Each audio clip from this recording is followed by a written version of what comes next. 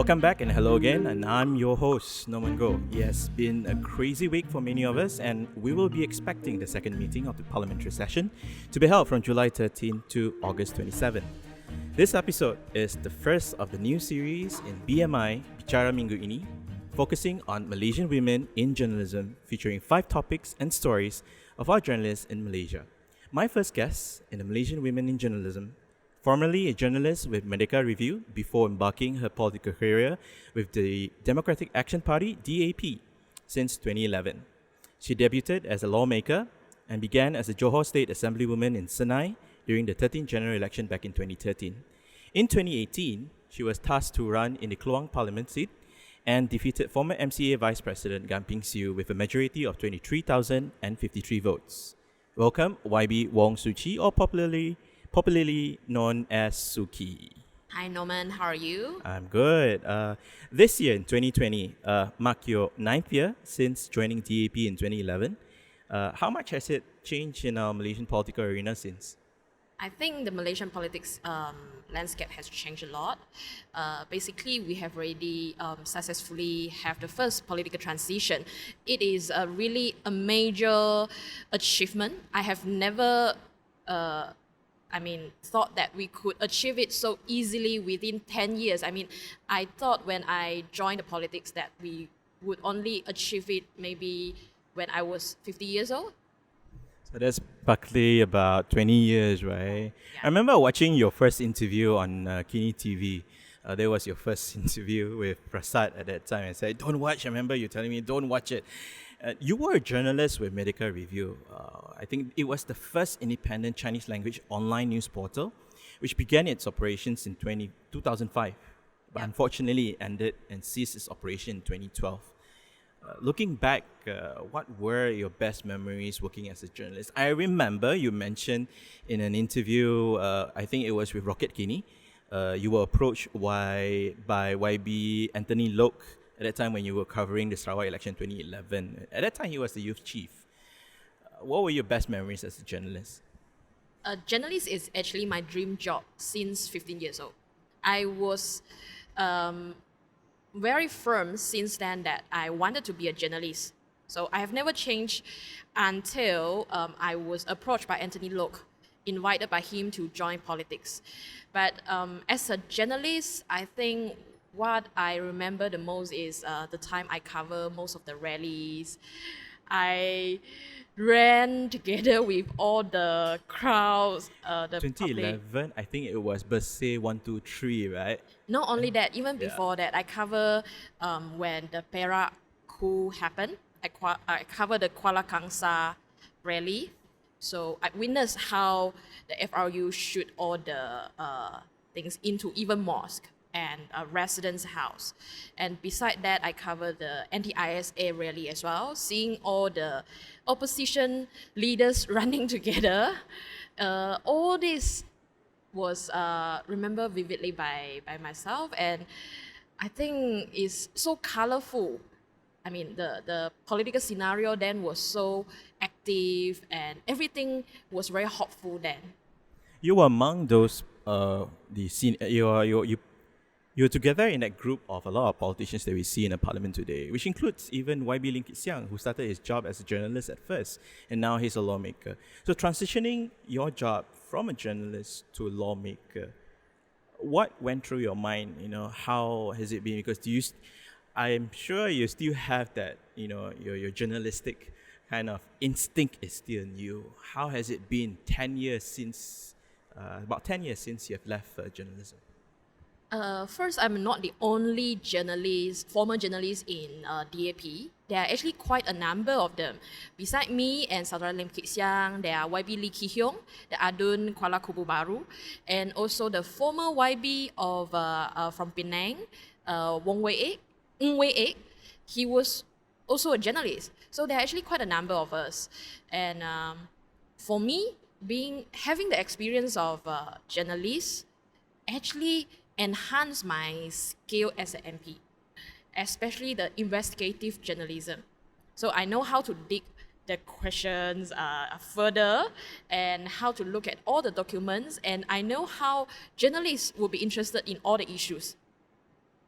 So sometimes even now, I feel that I'm like a journalist among the MPs. I'm observing how my colleagues or the other side working and trying to feed the information or trying to tell the media how they should observe the political scenario now. So it's like sort of like you're providing some insights and expecting what the journalists will come up to you at doorstep. Like for example, they come to you in Jolok, right? They shove the microphone to you. So we look around the globe. We've seen many dedicated journalists among women making headlines and uncovering great stories. And in our special series this time, we are focusing more on Malaysian women in journalism. So, in your view, how do women in journalism lead and shape the news today? Uh, I think the journalism or the media sector nowadays have more and more women. I don't know whether it was started by 20 years ago that we see more young women to be the news broadcaster, and many young people aspire to be one of them. And now it's a YouTuber era. But after trying in the sector, I think many people not only interested to be the host, but also interested delving into the journalist scene that can get a first-hand information. I believe that many people, they are adrenaline rush when they can get to the scene or the first-hand information. And female definitely shape a different discourse or different perspective to look at most of the issue. For example, how the government shape the discourse of family policy or even some medical policy. I think women perspective are needed, and female journalists, they can bring in a different perspective from the conventional angle.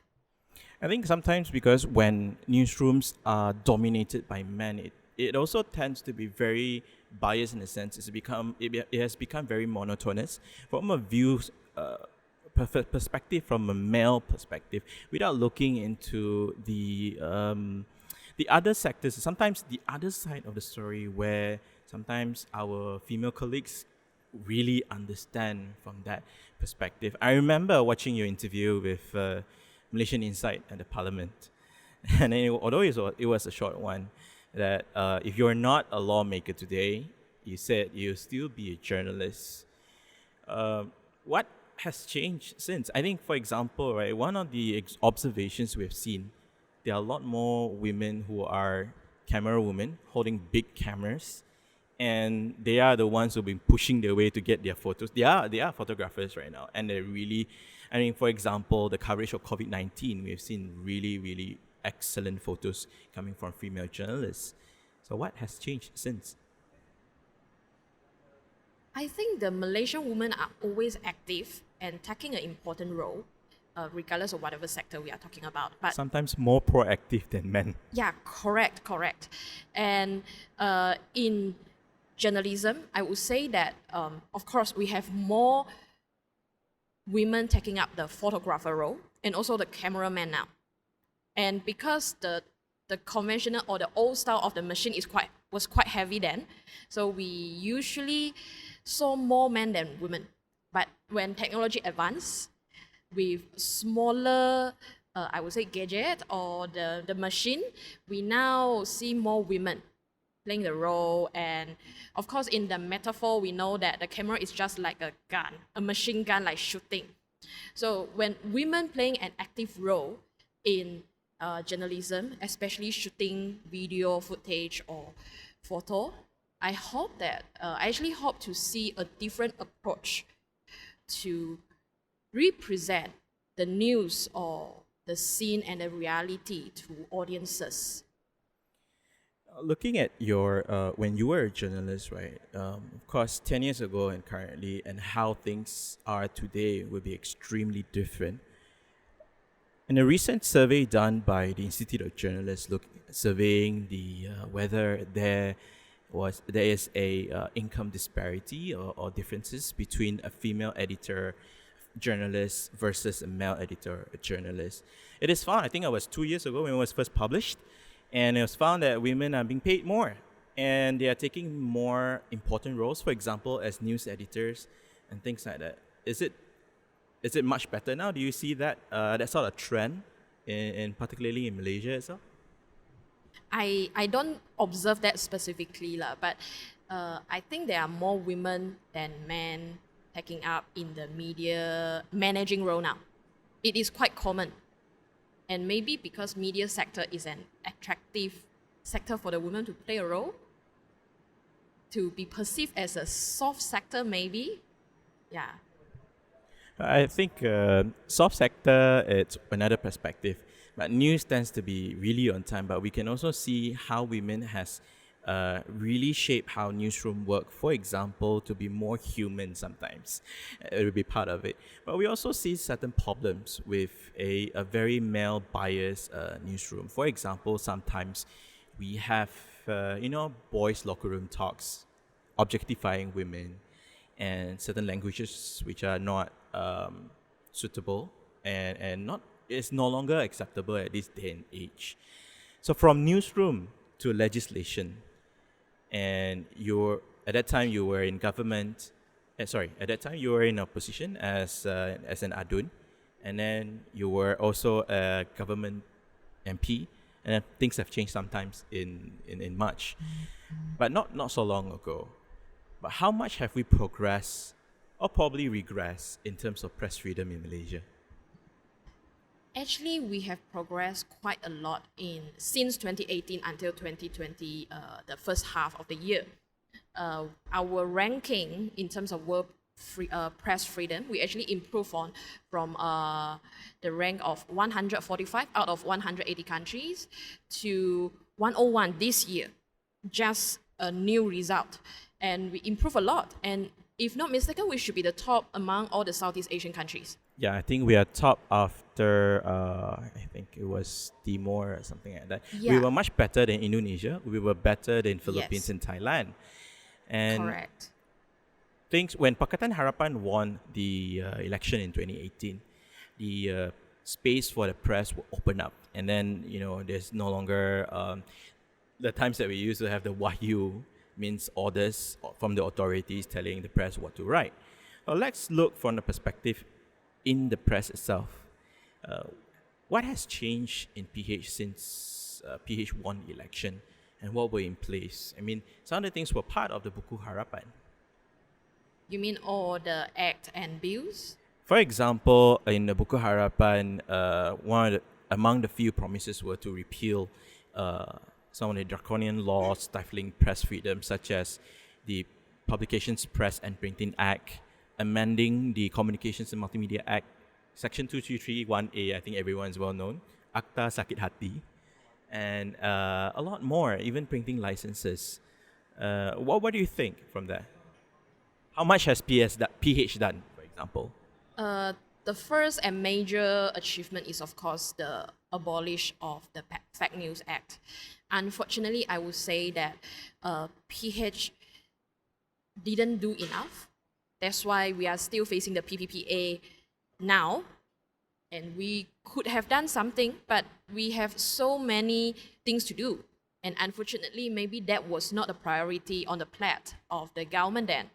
So we missed the chance to reform the media sector fully.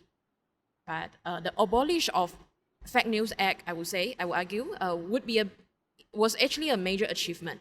So at least the government of the day now cannot use the same act to deal with dissidents anymore. Ever since Perikatan Nasional came into power, and the press, we started seeing press getting questioned. Started with Tashni, just by reporting, and then of course her tweets.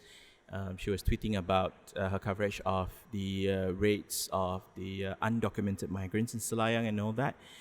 And stifling press freedom by means of labeling them as fake news. I remember seeing the infographic saying that if you criticize the government, that's fake news. So are we returning to the old days again? Or are we expecting it's going to be worse than before? I think we all had a feeling that we are going back to old days. Why? Although during the Pakatan Harapan time, we also had journalists being questioned and being summoned by the police. But it was because they basically put up fake news, is 100% fake information on their personal Facebook account, is in their personal capacity. So they were called in as an individual, not as a journalist. I think that was a difference. And Tashni, in the case of Tashni, she was questioned or she was summoned because she published news in her capacity as a journalist. So that is the contrast between two governments. And I think the press freedom we had experienced during the Pakatan Harapan time and now under the PN, the difference now is so huge that we can sense that the media practitioners could write whatever they want, including criticizing the government of the day during PH time. And now they all, I will argue, self-censor. They know what they can write. So those who haven't learned and do not know what they can write and what they cannot write, they will get into trouble. And we are now seeing it. This sort of situation is not specifically just in Malaysia. Regionally, we are seeing we are currently at the age of information overload. I remember reading your statement on media literacy. So in the age of information overload, what we call as information disorder, I think some of the universities, such as in Harvard, they've been publishing this as well, and governments manipulating the news for the benefit of as a political tool. So what are your thoughts about creating stronger as well as empowering independence of the press? Will we be seeing the return of Anti-Fake News Act that was repealed last December by Pakatan Harapan? Possibly following a similar model as Singapore's POFMA, Protection from Online Falsehoods and Manipulation Act.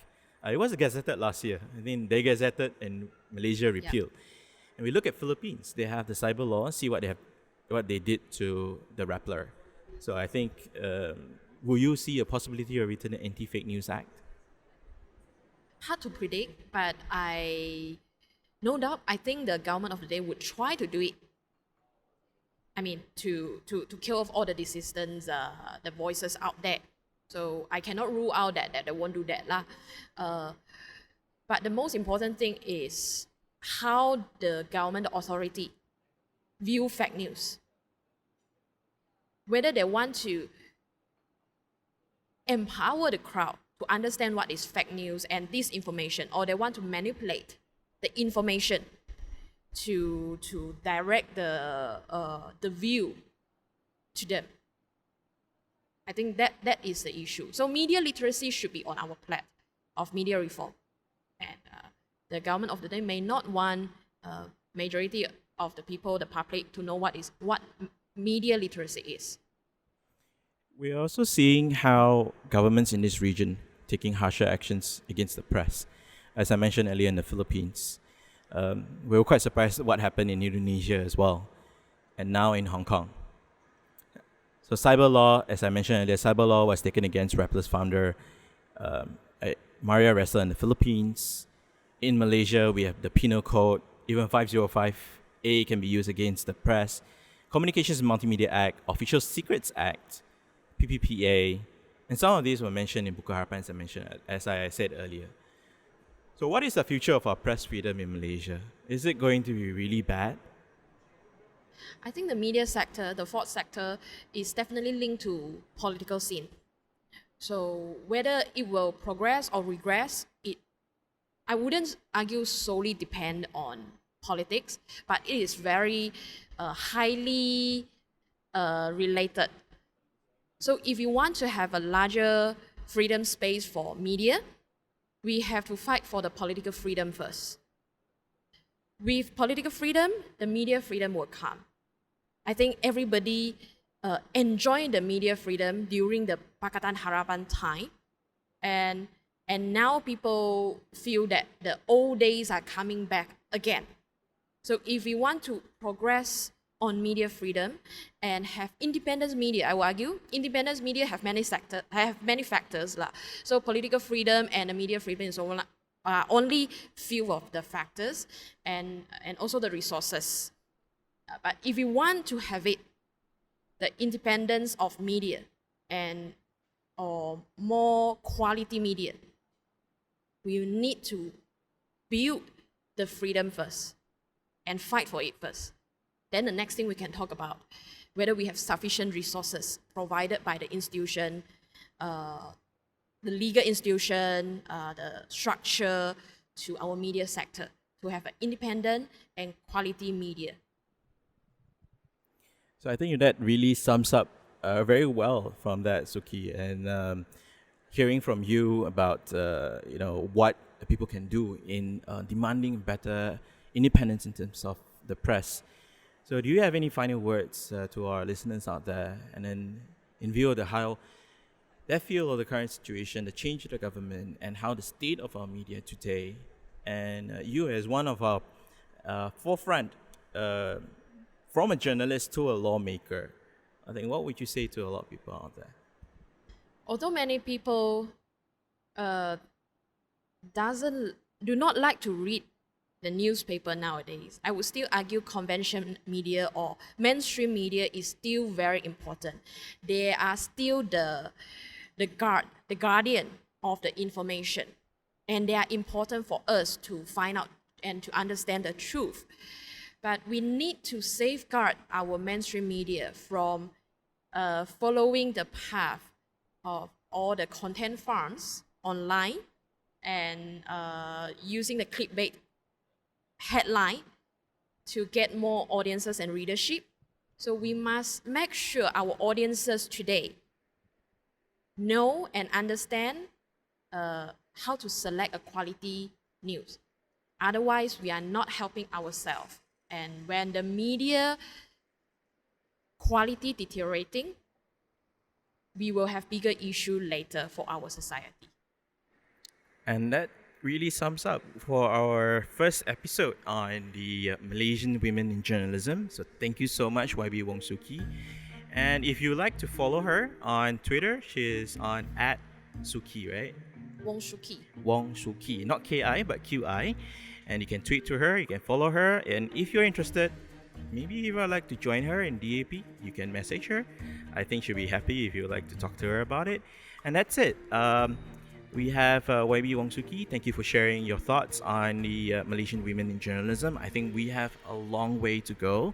And this is Bicara Minggu Ini, Malaysian Women in Journalism, the first series. Do follow us on BMI, Bicara Minggu Ini. And I'm your host, Norman Goh. You can tweet to me at I'm Nom Go. If you have any suggestions, you can tweet to me. Thank you and bye.